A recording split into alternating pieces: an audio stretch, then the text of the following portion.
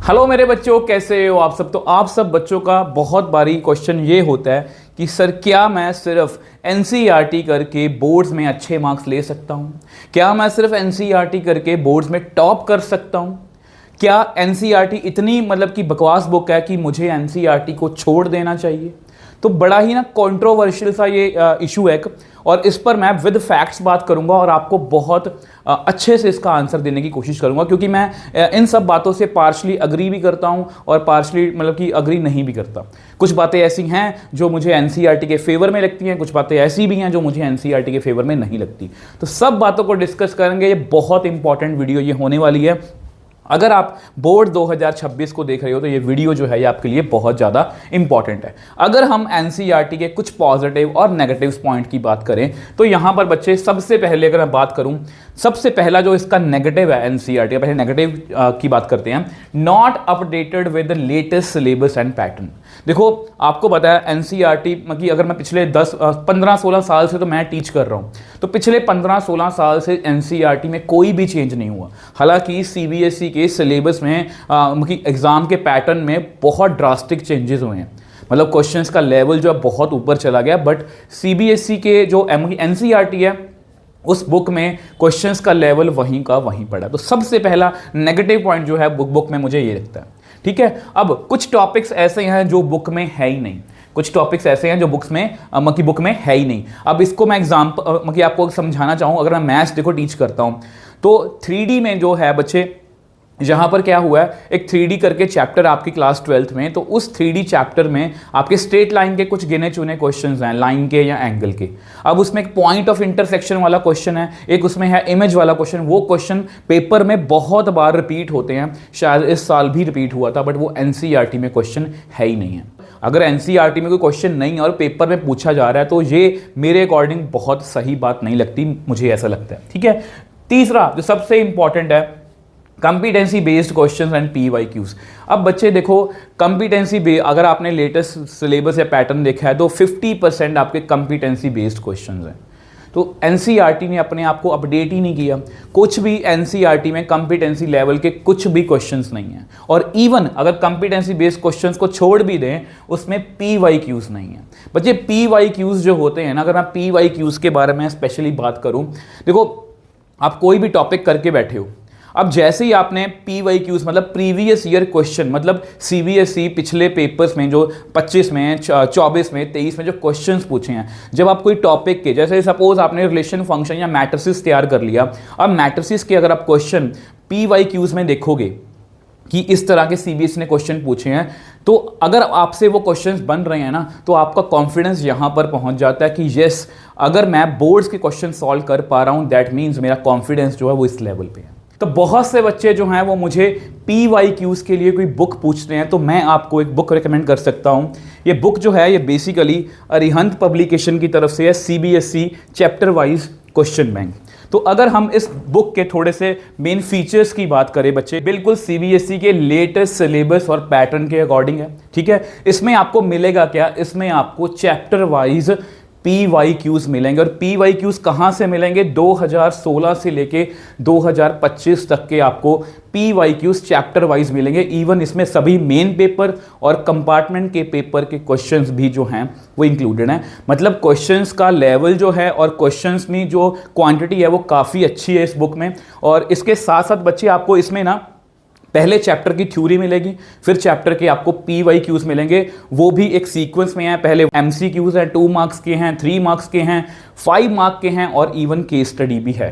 ठीक है, इसके साथ साथ बच्चे आपको इसका सीबीएसई के लेटेस्ट मतलब कि जो मार्किंग स्कीम है उसके अकॉर्डिंग सोल्यूशन भी मिलेगा, क्योंकि सोल्यूशन के बिना कई बार ऐसा होता है कि हमें कॉन्फिडेंस नहीं बन पाता कि हमारा जो पीवाईक्यूज है, जो भी क्वेश्चन हम सॉल्व कर रहे हैं वो सही है या गलत। तो इससे आपको काफ़ी हेल्प मिल सकती है। अगर आप बोर्ड्स 2026 को लेकर सीरियस हो तो पीवाईक्यूज आपकी प्रैक्टिस में होने चाहिए, और ये बुक जो है ये आपको बहुत हेल्प कर सकती है। इस बुक का अगर आप इस बुक को बाय करना चाहते हो तो इसका लिंक जो है मैं डिस्क्रिप्शन बॉक्स में दे दूंगा। तो वापस से टॉपिक पे आते हैं बच्चे। यहां पर मैंने नेगेटिव पॉइंट्स की बात की थी। अब आप कहोगे सर आपने इतने नेगेटिव पॉइंट्स की बात की है तो क्या हम एनसीईआरटी को छोड़ दें? बच्चे नहीं, एक बार इसका पॉजिटिव पॉइंट देख लो। पॉजिटिव पॉइंट क्या है? Best book for basic concepts.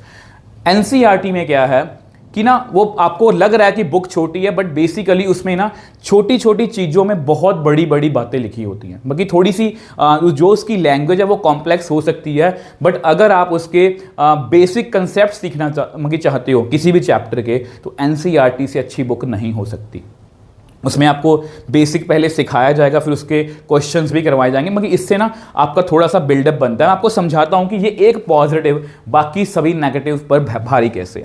इस मतलब की वीडियो के बाद आप एक मतलब की लेवल पे पहुंच जाओगे। देखो नॉर्मली जब भी हम बोर्ड्स की तैयारी की बात करते हैं तो हमारे दिमाग में ना कुछ बातें होती हैं कि हाँ जी हमने क्या, हमें एमसीक्यूज आते हैं। बच्चों की वरीज यही होती हैं, MCQs, case study, reason assertion, competency based question, PYQs, मतलब इतने सभी आपके टारगेट में होते हैं। अब मेरे को बात बताओ बच्चे, अगर मैं आपको डायरेक्टली, अगर आपकी तैयारी किसी भी लेवल पे हो, अभी बिल्कुल स्टार्टिंग में हम, ठीक है, अगर मैं डायरेक्टली आपको किसी भी चैप्टर की केस स्टडीज करवाने लग जाऊं या एमसीक्यू करवाने लग जाऊं, क्या आपको समझ में आएगा? ये उसी तरह से है बच्चे जैसे कि एक पेड़ है, अगर हम इसको ऊपर ऊपर से पानी देंगे बच्चे, कोई फायदा नहीं। अगर आप सिर्फ ये करने लगोगे आपको कोई फायदा नहीं होने वाला। उल्टा अगर आप इसके जड़ में पानी दोगे, मतलब आप इसकी मतलब बेस पर काम करोगे, वो बेस है इस सब का एनसीईआरटी। चाहे इसमें क्वेश्चंस नहीं है, चाहे ये अपडेटेड नहीं है, बट बेसिक कंसेप्ट सीखने के लिए आपको एनसीईआरटी फॉलो करनी चाहिए। ठीक है, एनसीईआरटी जो है आपको फॉलो करनी चाहिए। देखो बच्चे, आपकी जो मतलब की जो होती है ना लर्निंग, जो होती है क्लास 12 किसी भी क्लास में आप चाहे, बेसिक लेवल से एडवांस लेवल होती है। एडवांस लेवल में क्या है, सभी कॉम्पिटेंसी बेस्ड क्वेश्चंस हैं, एमसीक्यूज हैं, केस स्टडी, सब कुछ है। बट उस एडवांस लेवल तक पहुंचने के लिए ये जो रास्ता है ना, ये रास्ता जो है ये बेसिक लेवल से जाएगा, और बेसिक लेवल जो है वो एनसीईआरटी से होके ही जाएगा। तो मेरी राय में, देखो हर एक की अपनी अपनी ओपिनियन हो सकती है, बट मेरी राय में एनसीईआरटी जो है एक अच्छी बुक है।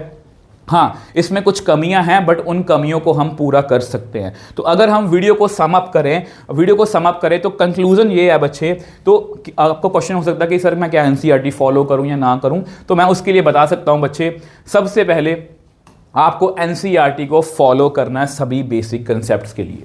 अगर आप मेरी मानो तो मैं हमेशा बच्चों को ये बोलता हूं कि एनसीईआरटी का बेसिक एकदम स्ट्रांग अच्छे से कर लो, सभी क्वेश्चंस आपको एनसीईआरटी टिप्स पे होनी चाहिए। ठीक है, उसके बाद बच्चे, उसके बाद आपको more and more questions practice करने हैं। अब क्वेश्चंस का मतलब बच्चे ये नहीं है कि कहीं से भी उठा के अपने क्वेश्चंस प्रैक्टिस कर लिए, उन क्वेश्चंस का लेवल अच्छा होना चाहिए, मतलब उनमें exemplar, PYQs, competency based question आपकी प्रैक्टिस में होने चाहिए।